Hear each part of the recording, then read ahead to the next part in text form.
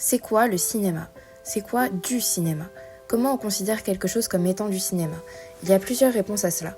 C'est un média qui ne cesse d'évoluer avec le temps, intergénérationnel, pluriel, cross-média.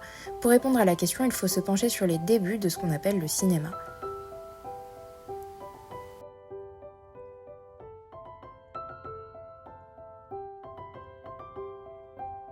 L'image, et plus particulièrement l'image animée, trouverait potentiellement son origine dès le néolithique, soit entre moins 5800 et moins 2500.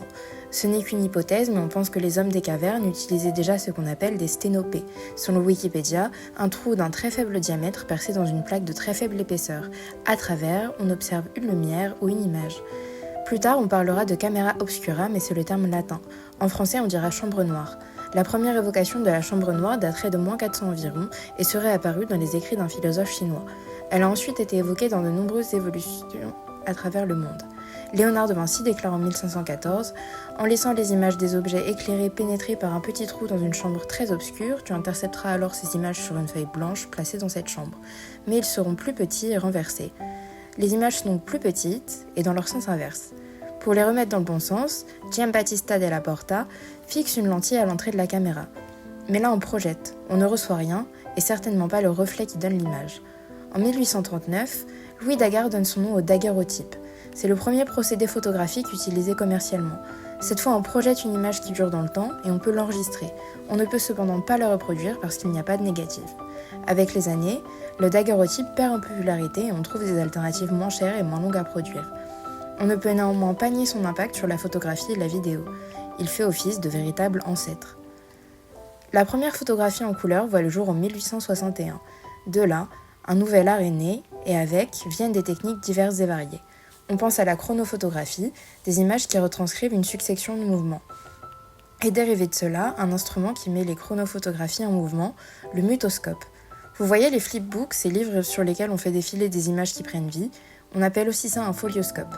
Et c'est exactement comme ça que fonctionnent les mutoscopes, sauf qu'ils fonctionnent en cercle. Ils permettent d'animer des photographies et ça devient de la vidéo. Disposés dans des parloirs dédiés, le spectateur doit tourner une manivelle pour décider de la vitesse de l'animation et son sens. Nous sommes en 1894 et le monde du cinéma s'apprête à naître. En effet, début 1895, les frères Lumière déposent le brevet du cinématographe, un appareil servant à l'obtention et à la vision des épreuves chronophotographiques. Il faut bien comprendre que le cinématographe n'est pas vraiment la première caméra à voir le jour, mais qu'elle est la synthèse de toutes les inventions créées jusqu'ici, qu'elle corrige les imperfections de ses prédécesseurs. Il réalise des films, toujours en une seule séquence à cause de leur pellicule assez courte, et les projette à Paris, au Grand Café.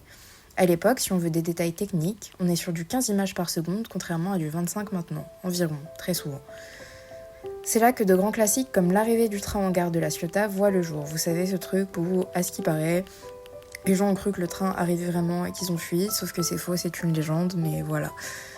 Leur cinématographe, aussi appelé kinotoscope de projection, enregistre et projette. Quant au premier dessin animé, il voit le jour en 1892 grâce à Émile Reynaud. Il ne faut pas non plus effacer les Américains Edison et Dickinson de l'histoire. On peut dire qu'ils y étaient presque, qu'ils ont failli créer le kinétoscope parfait, mais que les frères Lumière ont réussi là où ils ont échoué.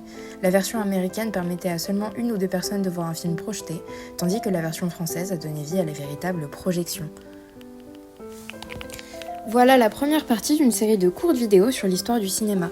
Si aujourd'hui je me suis penchée sur l'essence même de ce qu'est le cinéma et de comment il est né, nous verrons plus tard le début de son industrialisation avec les premiers films, même si là où on s'est arrêté dans le temps, il y a déjà eu des films, mais c'est ce qu'on appelle du pré-cinéma, pas vraiment du cinéma.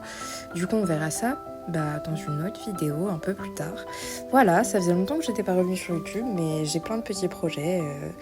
Merci beaucoup de m'avoir écouté. See you later, comme on dit. À plus tard, merci.